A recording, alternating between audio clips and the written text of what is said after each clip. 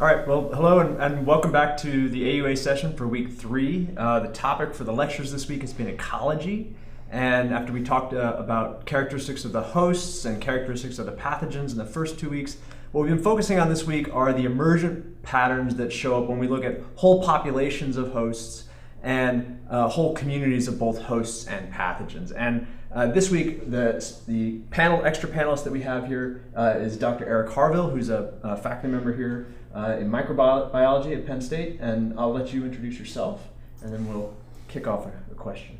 Okay, I am, I guess, a veterinary. I'm in the Department of Veterinary and Biomedical Sciences. My training is in immunology and microbiology of bacterial pathogens, and what I've been studying most recently is how those pathogens interact with the host and with the host microbiome, all the organisms that live on and in us. Great. Well, so that raises the first question. So, what is the microbiome? What is this thing? It's a phrase that we've talked about in the course. There's been a lot of questions about it in the forum, but it's also something that we hear about in our everyday lives. We see ads for probiotic yogurt and new therapies and drugs, and there's been this explosion of interest in this. So, is this just a fad, or is this actual new science, or what's going on with this?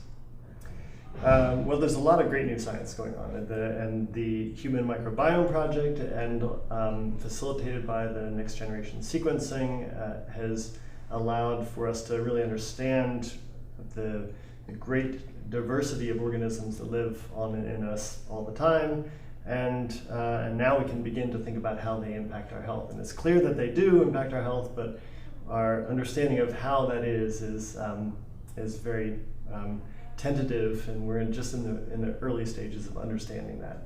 Right, and we've seen a lot of marketing for good bacteria, probiotics. I mean, is it that there's one or two really good things, or should we be trying to isolate the great bacteria, the silver bullet, or is it a more complicated process than that? It's clearly much more.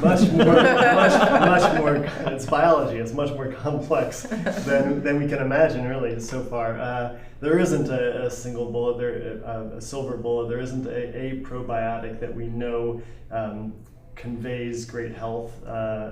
Marketing programs may say otherwise, but certainly there is modest evidence that some organisms are certainly better than others, but it's highly dependent on what's present to begin with, and a lot of things that are really beyond our understanding so far. Mm-hmm. It's clear that there probably are bacteria that can, by ingesting them, improve your health, but the claims that are out there are wildly disproportionate to our understanding so far. Yeah. It always seems amazing to me that we've got this huge microbiome with all these bacteria sitting inside you, and you take this little pill and those bacteria are meant to invade you and change your whole gut structure and what's going on. Right. Why don't they just get kicked straight out? Yeah, well, I mean, and they probably do.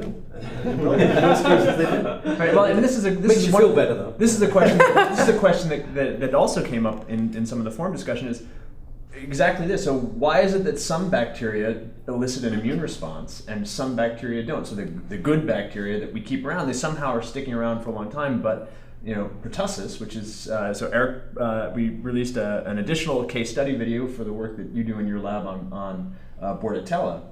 Those are bacteria that do elicit an immune response. And so how is it the body knows, in a sense, which things are good and which things aren't? Well, I think that we should be clear that all the bacteria that live on and in us induce some kind of an immune response. And they all are very well adapted to living in the context of that immune response all the time. And so they all have evolved and adapted lots of mechanisms for manipulating that response. And so the reasons why immunology has been done with these proteins that are not present in any organism around us, but are in hen egg lysozyme, which a laboratory mouse is never exposed to, is because anything we're exposed to, we generate some kind of an immune response to. And in fact, I've argued that the whole function of the immune response is just to manage our healthy microbiome, not really solely to fight off disease, but really to manage the organisms that live on and in us on a regular basis.